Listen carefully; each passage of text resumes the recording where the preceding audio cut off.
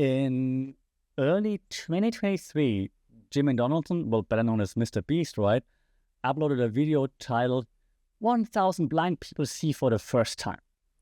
The thumbnail, a masterclass in YouTube aesthetics, shows a young man with tears in his eyes, his vision miraculously restored, right? The video has, as of this recording, I think, nearly 200 million views. On the surface, it's the zenith of his brand of spectacular philanthropy, right? It's beautiful, emotional, it's a feel-good story. And yet, for the first time in his meteoric rise, it created a genuine firestorm of debate. Twitter, X, TikTok, countless think pieces erupted. Was this a beautiful act of generosity? Or was it, as some critics call it, inspiration porn? The cynical commodification of human disability for clicks. At that single video and the deeply divided reaction to it is the key to understanding the strange, new, and maybe at times uncomfortable phase of Mr. Beast's career. It's the moment the mask of quirky, rich YouTuber slipped to reveal the calculated, optimized face of a global media corporation.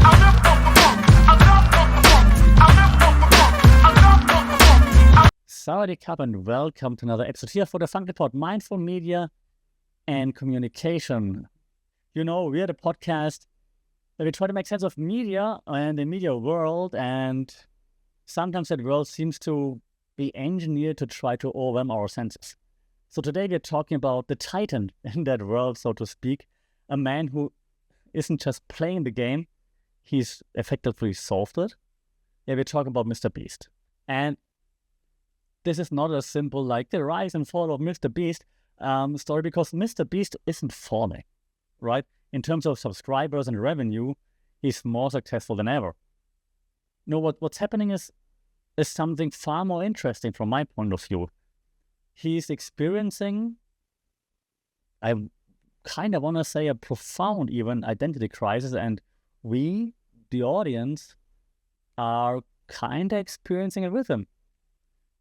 So today I want to argue that the growing backlash against Mr. Beast isn't just about envy or online cynicism. It's a case study in the central paradox of modern creator economy, if you will. At what point does the perfect, rational optimization required for platform success completely annihilate the perceived authenticity that creates a human connection? And to understand this, you need to go beyond YouTube analytics. We need to bring in some serious theoretical firepower. We need to talk about French philosophy, German sociology, and more. And because to truly understand Mr. Beast, you need to understand Baudrillard's hyperreality. That's the French philosophy, in case you didn't catch it. And Max Weber's Iron Cage. That's the German sociology. But hey, let's start slowly first. Let's give the devil his due, right? You can critique Mr. Beast without respecting the sheer genuine of his rise. Jimmy didn't stumble into fame. He pursued it with the single-minded focus that made him so successful. Yeah, I noted down, and now I'm hesitating saying it, single-minded focus like a research scientist. I'm just hesitating because I'm supposed to do some research right now, and I'm clearly not doing it. So maybe even more single-minded. So if you go back to watch his early videos, right, you can see him reverse engineering virality. Yeah, he famously spent years analyzing what makes a video successful. A/B testing thumbnails, dissecting audience retention graphs, and so on. His communication strategy was built on two pillars that were perfectly calibrated for the YouTube environment. First, escalating spectacle. It started small, like I counted to 100,000. Then it grew to, I spent 24 hours in a slime pit. Then it became monetary. I gave a homeless person $10,000. The stakes were always rising, creating a constant, like, what will he do next feedback loop with the audience. Second, weaponized generosity. Giving away money isn't new, right? But Mr. Beast framed it not as charity, but as entertainment. The money was a plot device. It was it was the important thing that drove the narrative forward. The communication wasn't look at this social issue. It was look at the insane thing I can do with money. A different point of view, different angle, different frame that he was using. And for years, this formula was untouchable. He mastered the language of the platform, the rapid fire editing, the high contrast thumbnails, the immediate verbal hook better than any human on earth. He wasn't just the creator, he was the architect of modern attention. Everybody copied him. The thumbnails all looked like Mr. Beast. The start of videos were all Mr. Beast-like. The call to action, the funny ads, everything was Mr. Beast-defied, if you will. And this then led us to the uncanny valley. Because if he's so good at this, why the recent backlash? Well, because the system that he perfected is beginning to show its cracks. The audience eventually is starting to sense that the human is disappearing, replaced by the brand. And this is happening on three fronts. First, the philanthropy as a content model. It has hit a wall eventually. Yeah, the blindness video was kind of like the turning point. The act of doing good became inseparable from the act of producing content. So the audience began to ask the uncomfortable questions, like, are the recipients of his aid being helped, or are they being used as props in a narrative? Is this mediated generosity truly about them, or is it about the emotional reaction of the viewer and the ad revenue it generates? In a second, his content has entered what we call the uncanny valley of optimization. You know the concept from robotics and CGI, like when a simulation of a human is almost perfect, but something is just slightly off. It creates this feeling of profound unease. His recent videos are so ruthlessly optimized for engagement, like every frame, every line, every reaction shot is engineered for maximum retention, that they no longer feel like they were made by a person. They feel like they were assembled by a powerful AI trained on a data set of 1 billion views, and it's not even like, completely out there. Yet the spontaneity is gone, and what's left is like this perfect soulless product. And finally, there's the CEO reveal. Yeah, the launch of Feastables chocolate bars, for example, Mr. Beast Burger, and so on. It's not just a side hustle. It's a fundamental shift in his relationship with his audience. Yeah, the parasocial bond, that one-sided feeling that a creator is already complicated when the creator is actively trying to sell you a hamburger. You're not just longer a member of the audience. You're a target market. Hey, buy my stuff. The question, why is he making this video, used to be answered with, for fun, for content. Now it's impossible to ignore the new answer and to build brand leverage for his consumer goods empire. So it has completely changed. Now, how did it all happen? Yeah, we have the evidence, we see it all, but how do we make sense of it?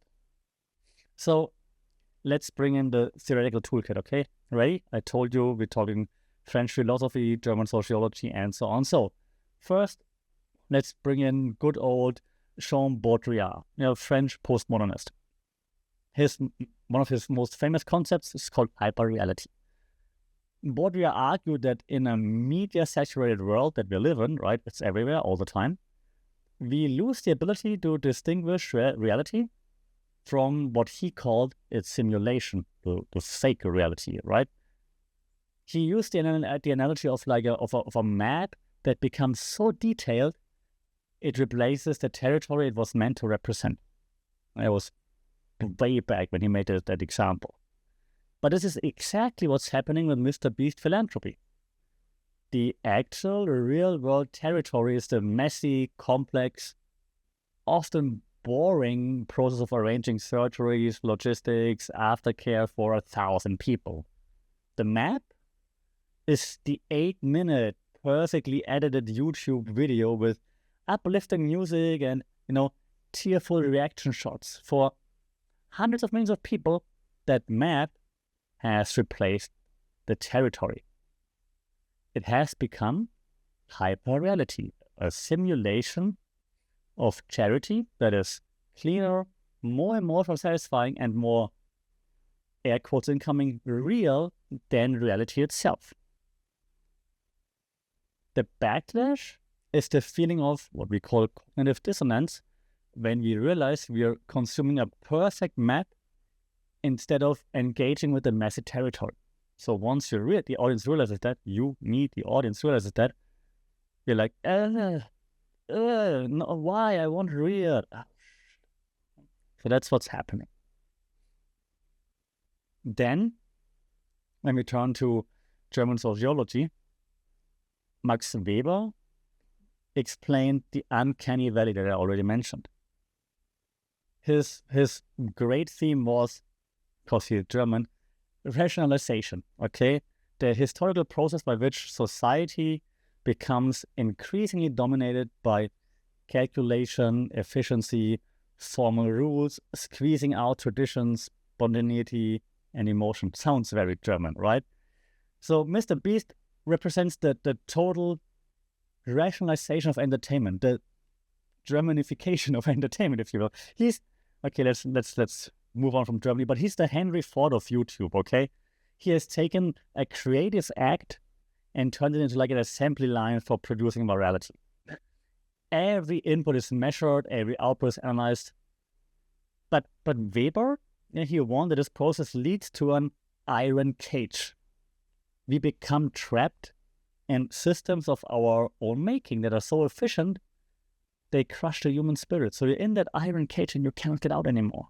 And the iron cage from Mr. Beast, and they're just complaining on a high level, but it's his own success, right? The machine that he built is so effective, the audience expectations so high that he can't stop now. He must continue to optimize, to escalate, to rationalize. He's trapped in the cage of the very logic that made him successful. So that the soulless feeling of his content is the sound of the bars of the cage closing in. So doesn't this sound like a paradox? You're a content creator, you want to be creative, and then you're trapped in that iron cage. Yes, that's exactly what it is. It's a creator's paradox. And Mr. Beast clearly isn't like falling in a traditional sense, right? He's ascending to the logical endpoint of the creator economy. He's transforming from a person into a platform, a human into a hyper-real brand. And this brings us back to the theory from our last episode, actually. So if you haven't watched or listened, do that. His journey is a perfect case study of Habermas, what we discussed in the last episode, system colonizing life world.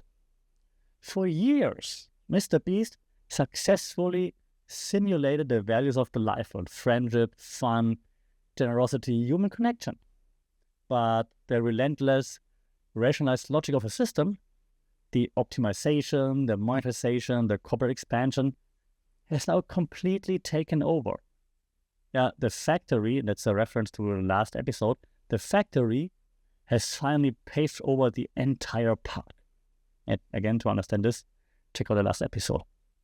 The backlash he faces is from an audience that can feel the colonization happening.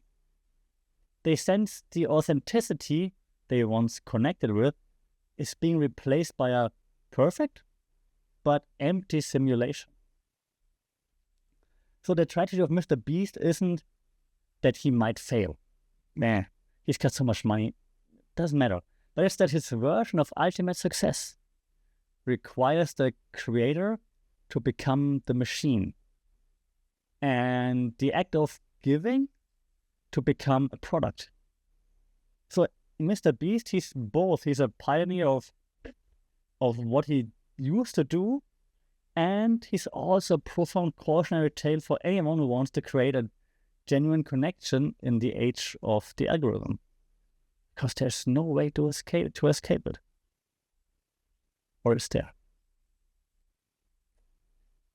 With this question, I'll leave you be for this week's episode of Funkit Mindful Media and Communication.